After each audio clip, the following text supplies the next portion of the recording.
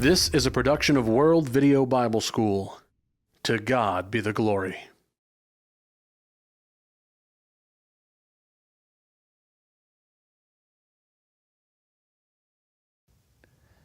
Hi, my name is Daniel Cates. Have you gone through the Old Testament and then gone into the New Testament and recognized the difference between the two? Recognize that the world of the New Testament looks nothing like the world of the Old Testament did? There are places, there are people, there are groups of people that have prominence that you see introduced that the Old Testament did not even mention. Maybe you're thinking about whole nations like Rome or like the Samaritan people who you just see a brief introduction to in the Old Testament. Maybe you're thinking about those who bear power in Judea, the Herods.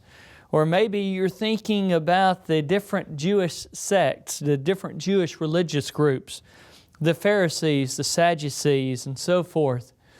Or you're just thinking about the difference in conditions between the Old Testament world and the New Testament world. And you go to the space between those two testaments to try to find an answer for why there's such a distinction, and you're left with no answer because that page is just blank. While that page may be blank in our physical Bibles, we can rest assured that in God's Word, that page is not blank because the events of that intertestamental period, that period between Old Testament and New Testament, are events which were prophesied in great and often very minute detail in the pages of the Old Testament. When one begins reading the New Testament, he sees a world which has been especially prepared for the coming of Jesus Christ. And he sees a world in which Jesus Christ promises to establish His church, the kingdom. In Galatians 4:4, Paul said, "But when the fullness of the time was come," that is, when the time was complete, when the time had been adequately prepared, "but when the fullness of the time was come, God sent forth His Son, made of a woman, made under the law." The intertestamental period helps us to see how God was preparing the first century for the coming of Jesus Christ and for His church.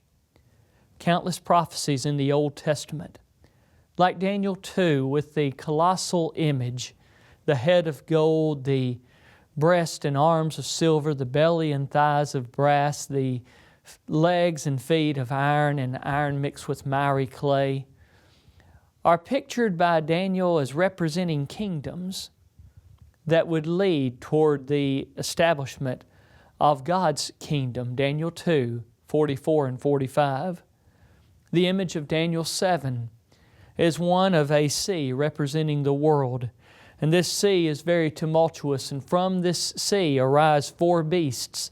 These four beasts, Daniel would say, representing four kings or kingdoms.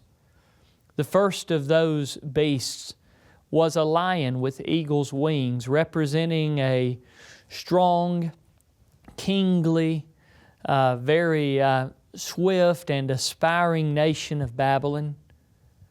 It was followed by a bear, Medo-Persia, very strong, that had teeth in its mouth, representing nations that Medo-Persia had conquered.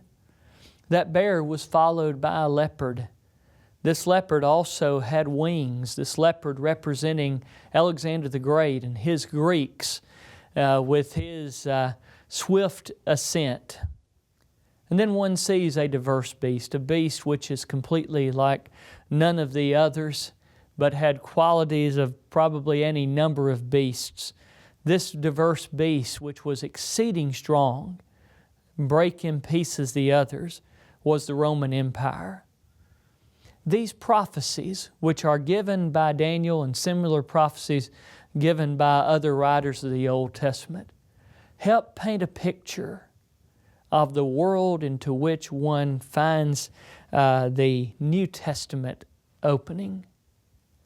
It is that study of the intertestamental period which helps to answer so many questions and bridge so many supposed gaps that are left by that blank page. I'd encourage you to study that period.